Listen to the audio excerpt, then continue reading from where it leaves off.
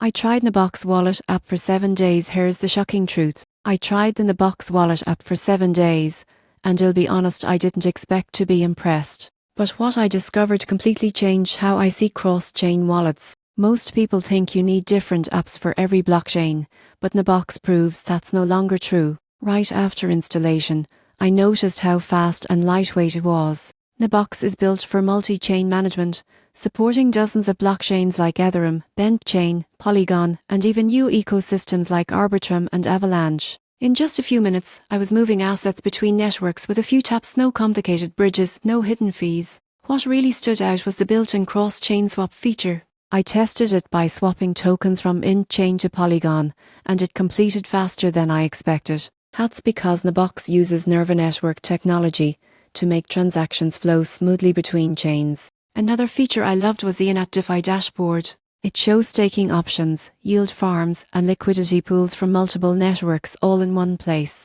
It's like having MetaMask, Trust Wallet, and a DeFi tracker combined into one powerful tool.